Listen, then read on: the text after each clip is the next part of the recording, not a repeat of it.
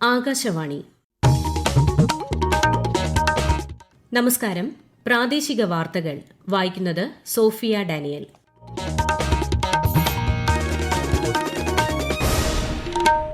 പ്രധാന വാർത്തകൾ. ന്യൂസിലൻഡ് സന്ദർശനം പൂർത്തിയാക്കിയ പ്രധാനമന്ത്രി നരേന്ദ്രമോദി ഇന്ത്യയിലേക്ക് യാത്ര തിരിച്ചു. വയനാട്ടിൽ കള്ളാടിയിലെ മണ്ണിടിച്ചിൽ സംബന്ധിച്ച് സമഗ്ര അന്വേഷണം നടത്താൻ 5-അംഗ വിദഗ്ധ സമിതിയെ നിയോഗിച്ച് സംസ്ഥാന സർക്കാർ. സംസ്ഥാനത്തെ പോലീസിനെ കൂടുതൽ ജനസൌഹൃദമാക്കുമെന്ന് ആഭ്യന്തരമന്ത്രി രമേശ് ചെന്നിത്തല. സർക്കാർ ആശുപത്രികളുടെ അടിസ്ഥാന സൌകര്യ വികസനത്തിനായി കൂടുതൽ നടപടികൾ സ്വീകരിക്കുമെന്ന് ആരോഗ്യമന്ത്രി കെ മുരളീധരൻ. സംസ്ഥാനത്ത് വിവിധയിടങ്ങളിൽ ഇടിമിന്നലോടുകൂടിയ മഴയ്ക്കും ശക്തമായ കാറ്റിനും സാധ്യതയെന്ന് കേന്ദ്ര കാലാവസ്ഥാ വകുപ്പ്. കർണാടക തീരത്ത് മത്സ്യബന്ധനത്തിന് വിലക്ക്. ഫിഫ ലോകകപ്പ് ഫുട്ബോളിൽ സെമി ഫൈനൽ യോഗ്യതയ്ക്കായി നോർവേ ഇംഗ്ലണ്ടിനെയും അർജന്റീന സ്വിറ്റ്സർലൻഡിനെയും നേരിടും. വാർത്തകൾ വിശദമായി. ന്യൂസിലൻഡിലെ ഇന്ത്യൻ സമൂഹം ഇരു രാജ്യങ്ങളും തമ്മിലുള്ള പങ്കാളിത്തത്തിന്റെ ശക്തമായ സ്തംഭമാണെന്ന് പ്രധാനമന്ത്രി നരേന്ദ്രമോദി. ഓക്ലാൻഡിൽ ഇന്ത്യൻ സമൂഹത്തെ അഭിസംബോധന ചെയ്യുകയായിരുന്നു അദ്ദേഹം. ഇന്ത്യ ന്യൂസിലൻഡ് ബന്ധം പരസ്പര സൌഹൃദത്തിലും പൊതുവായ മൂല്യങ്ങളിലും അധിഷ്ഠിതമാണെന്നും പ്രധാനമന്ത്രി പറഞ്ഞു. 10,000-ത്തിലധികം ഇന്ത്യൻ പ്രവാസികളാണ് പരിപാടിയിൽ പങ്കെടുത്തത്. ന്യൂസിലൻഡ് സന്ദർശനം പൂർത്തിയാക്കി പ്രധാനമന്ത്രി ഇന്ത്യയിലേക്ക് യാത്ര തിരിച്ചു. ഇന്ത്യൻ നാവികസേനയുടെ അത്യാധുനിക യുദ്ധക്കപ്പലായ INS മഹേന്ദ്രഗിരി രാജ്യരക്ഷാമന്ത്രി രാജ്നാഥ് സിംഗിന്റെ സാന്നിധ്യത്തിൽ വിശാഖപട്ടണത്ത് കമ്മീഷൻ ചെയ്തു. കപ്പൽ നിർമ്മാണ രംഗത്ത് ഇന്ത്യ കൈവരിക്കുന്ന സ്വയം പര്യാപ്തതയുടെ പ്രതീകമാണ് മഹേന്ദ്രഗിരിയെന്ന് ശ്രീ രാജ്നാഥ് സിംഗ് വിശേഷിപ്പിച്ചു. വ്യോമ, ഉപരിതല, അന്തർവാഹിനി ഭീഷണികളെ ഒരുപോലെ പ്രതിരോധിക്കാൻ ശേഷിയുള്ള ഈ യുദ്ധക്കപ്പൽ ഇന്ത്യൻ സമുദ്രമേഖലയിലെ രാജ്യത്തിന്റെ സാന്നിധ്യം കൂടുതൽ ശക്തമാക്കും.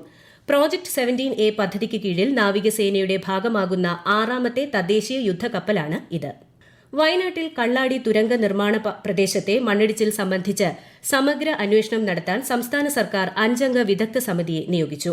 ഭൌമശാസ്ത്രജ്ഞൻ ഡോക്ടർ CP രാജേന്ദ്രനാണ് സമിതി അധ്യക്ഷൻ. പരിസ്ഥിതി ശാസ്ത്രജ്ഞൻ Vishnudas, chief wild life warden P Pugazhenthi, പൊതുമരാമത്ത് വകുപ്പ് സെക്രട്ടറി അദീല അബ്ദുള്ള എന്നിവരാണ് സമിതിയിലെ അംഗങ്ങൾ. ദുരന്ത നിവാരണ വകുപ്പ് സെക്രട്ടറി ജീവൻ ബാബു കെയാണ് കൺവീനർ. കേന്ദ്ര സംസ്ഥാന സർക്കാരുകൾ നൽകിയ പാരിസ്ഥിതിക അനുമതികൾ വിലയിരുത്തൽ, സുരക്ഷാ വീഴ്ചകൾ, കരാർ വ്യവസ്ഥകൾ പാലിച്ചിട്ടുണ്ടോ എന്നിവ സമിതി പരിശോധിക്കും. അന്വേഷണം പൂർത്തിയാക്കി 1 മാസത്തിനകം സമിതി റിപ്പോർട്ട് സമർപ്പിക്കും. അതേസമയം മണ്ണിടിച്ചിൽ പ്രദേശങ്ങളിൽ രക്ഷാ ദുരിതാശ്വാസ പ്രവർത്തനങ്ങൾ ഊർജിതമായി മുന്നോട്ടു പോവുകയാണെന്ന് മന്ത്രി AP അനിൽകുമാർ. ദുരന്ത ബാധിത പ്രദേശങ്ങളും ക്യാമ്പുകളും സന്ദർശിച്ച ശേഷം മാധ്യമങ്ങളോട് സംസാരിക്കുകയായിരുന്നു അദ്ദേഹം. കാലാവസ്ഥ അനുകൂലമാണെങ്കിൽ വരും ദിവസങ്ങളിൽ കൂടുതൽ പ്രദേശങ്ങളിലേക്ക് തിരച്ചിൽ വ്യാപിപ്പിക്കുമെന്നും മന്ത്രി പറഞ്ഞു. പോലീസിനെ കൂടുതൽ ജനസൌഹൃദമാക്കുമെന്ന് ആഭ്യന്തരമന്ത്രി രമേശ് ചെന്നിത്തല. എറണാകുളം പ്രസ് ക്ലബ്ബിൽ മുഖാമുഖം പരിപാടിയിൽ സംസാരിക്കുകയായിരുന്നു അദ്ദേഹം. അടുത്ത മാസം 15 മുതൽ നവീകരിച്ച പോലീസ് സേനയാകും സംസ്ഥാനത്തുണ്ടാവുകയെന്നും പോലീസിനെക്കുറിച്ചുള്ള പരാതികൾ പരിഹരിക്കാൻ പുതിയ സംവിധാനം വരുമെന്നും ആഭ്യന്തരമന്ത്രി പറഞ്ഞു. ഓപ്പറേഷൻ തൂഫാന്റെ ഭാഗമായി ഈ മാസം 8 വരെ 6,632 പേരെ അറസ്റ്റ് ചെയ്തതായും അദ്ദേഹം അറിയിച്ചു. പോലീസിന്റെ സ്വഭാവത്തിലും പ്രവർത്തനത്തിലും ഒരു കാര്യക്ഷമത, അക്കൗണ്ടബിലിറ്റി ഉറപ്പുവരുത്തുകയും പീപ്പിൾ ഫ്രണ്ട്ലി ആക്കി കേരള പോലീസിനെ രൂപാന്തരപ്പെടുത്തുകയും ചെയ്യുന്ന ഏറ്റവും സുപ്രധാനമായ ഒരു ദൗത്യമാണ് ഇപ്പോൾ ഞങ്ങൾ ഏറ്റെടുത്തിരിക്കുന്നത്. ഇന്ന് ക്രൈമിന്റെ രൂപം തന്നെ മാറിയിരിക്കുകയാണ്. അപ്പൊ അതിനെ നേരിടാൻ തക്ക നിലയിലുള്ള സംവിധാനമായിരിക്കും കേരള പോലീസ് ഇനിയും ഉണ്ടാകുന്നത്. കൊച്ചി കോർപ്പറേഷന്റെ 3ാമത് റോറോ വെസൽ നാളെ മുഖ്യമന്ത്രി VD സതീശൻ ഉദ്ഘാടനം ചെയ്യും. റോറോയിൽ വനിതകൾക്ക് സൌജന്യ യാത്ര അനുവദിക്കുന്ന ഇന്ദിരായാത്ര പദ്ധതിയുടെ ഉദ്ഘാടനവും മുഖ്യമന്ത്രി നിർവഹിക്കും. വാഹനങ്ങളില്ലാതെ വരുന്ന സ്ത്രീകൾക്കാണ് സൌജന്യ യാത്ര അനുവദിക്കുക. കൊച്ചി ഷിപ്പ്യാർഡിൽ നിർമ്മാണം പൂർത്തിയായ റോറോ വെസലിൽ 14 ട്രക്കുകൾക്കും 12 കാറുകൾക്കും 50 യാത്രക്കാർക്കും യാത്ര ചെയ്യാൻ സൌകര്യമുണ്ടാകും. സർക്കാർ ഫണ്ടിനു പുറമെ CSR ഫണ്ട് ഉപയോഗിച്ചും സർക്കാർ ആശുപത്രികളുടെ അടിസ്ഥാന സൌകര്യ വികസനത്തിന് നടപടികൾ സ്വീകരിക്കുമെന്ന് ആരോഗ്യമന്ത്രി കെ മുരളീധരൻ. ആരോഗ്യ വകുപ്പ് സ്വീകരിച്ച നടപടികളും തീരുമാനങ്ങളും ഉൾക്കൊള്ളുന്ന പ്രോഗ്രസ് റിപ്പോർട്ടിന്റെ പ്രകാശനം തിരുവനന്തപുരത്ത് നിർവഹിക്കുകയായിരുന്നു അദ്ദേഹം. എല്ലാ മെഡിക്കൽ കോളേജുകളിലും രോഗികൾക്ക് കിടക്ക ഉറപ്പാക്കാനുള്ള നടപടികൾ സ്വീകരിച്ചു വരികയാണ്. രോഗികളുടെ എണ്ണത്തിനനുസരിച്ച് ഡോക്ടർമാരുടെ സേവനം ക്രമപ്പെടുത്തുന്നതിനുള്ള നടപടികൾ സ്വീകരിക്കുമെന്നും മന്ത്രി അറിയിച്ചു. DHSന്റെ കീഴിലുള്ള സ്ഥാപനങ്ങളിൽ ഒഴിഞ്ഞ വാർഡുകളുണ്ടെങ്കിൽ അത് മെഡിക്കൽ കോളേജിനായിട്ട് ഉപയോഗം. സർക്കാർ ഫണ്ടിന് പുറമെ CSR ഫണ്ടുകൾ ഉപയോഗിച്ച് പുതിയ കെട്ടിടങ്ങൾ നിർമ്മിക്കും. സ്പെഷ്യലിസ്റ്റ് ഡോക്ടർമാരെ നിയോഗിക്കുന്നത് സ്പെഷ്യലിസ്റ്റ് സൗകര്യങ്ങളുള്ള ആശുപത്രിയിൽ മാത്രമാക്കുകയാണ്. ഒരു സബ്ജക്റ്റിൽ സ്പെഷ്യലൈസ് ചെയ്തിട്ടുണ്ടെങ്കിൽ അതനുസരിച്ച് ആ ഡോക്ടർക്ക് ട്രീറ്റ് ചെയ്യാൻ പറ്റുന്ന ആശുപത്രികൾ അദ്ദേഹത്തിന് നിയോഗിക്കും.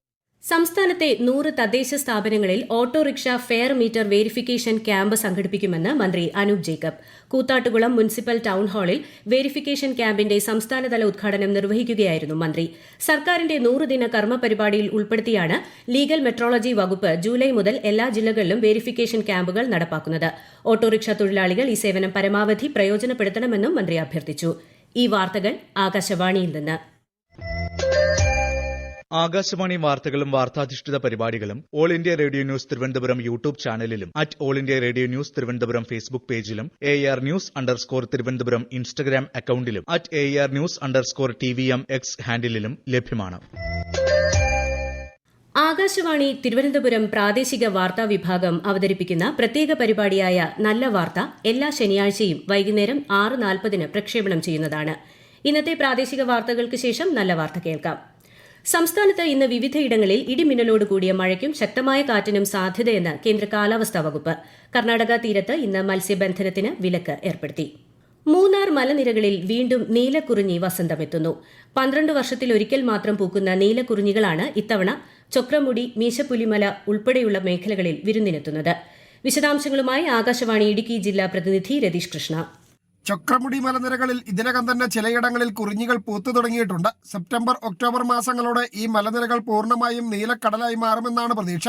ഇരവികുളം ദേശീയോദ്യാനത്തിന് പുറത്തുള്ള സംരക്ഷിതമല്ലാത്ത പ്രദേശങ്ങളായതിനാൽ ഈ മേഖലകളിൽ സന്ദർശകർക്കായി പ്രത്യേക സുരക്ഷ ഉറപ്പാക്കും. വിനോദസഞ്ചാരികളുടെ ബാഹുല്യം നിയന്ത്രിക്കുന്നതിനായി മൊബൈൽ ആപ്പ് വഴി സ്ലോട്ട് ബുക്കിംഗ് സംവിധാനം ഏർപ്പെടുത്തും. പരിസ്ഥിതിലോല പ്രദേശമായ മീശപ്പുലിമലയുടെ സംരക്ഷണത്തിനായി സന്ദർശകർക്കും വാഹനങ്ങൾക്കും നിയന്ത്രണമുണ്ടാകും. വനംവകുപ്പും ടൂറിസം വകുപ്പും ഉൾപ്പെടെയുള്ള വിവിധ ഏജൻസികളെ ഏകോപിപ്പിച്ചാണ് വിപുലമായ ഒരുക്കങ്ങൾ നടത്തുന്നത്. ഓണക്കാലത്തെ യാത്രാതിരക്ക് കുറയ്ക്കാൻ റെയിൽവേ 3 പ്രത്യേക സർവീസുകൾ കൂടി അനുവദിച്ചു.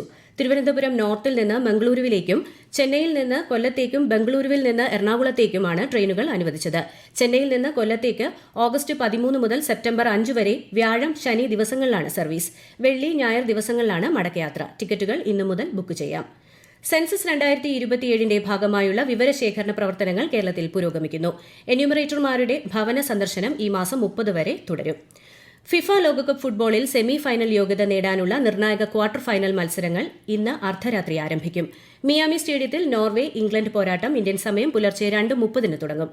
നാളെ രാവിലെ 6:30 നടക്കുന്ന മത്സരത്തിൽ അർജന്റീന സ്വിറ്റ്സർലൻഡുമായി ഏറ്റുമുട്ടും. ഈ മത്സരങ്ങളിലെ വിജയികൾ കൂടി എത്തുന്നതോടെ ലോകകപ്പിന്റെ സെമി ഫൈനൽ ചിത്രം വ്യക്തമാകും. വിയറ്റ്നാമിൽ ഇന്ത്യൻ വിനോദസഞ്ചാരികൾ സഞ്ചരിച്ച ബോട്ട് മറിഞ്ഞ് 15 പേർ മരിച്ചതായി ഇന്ത്യൻ എംബസി.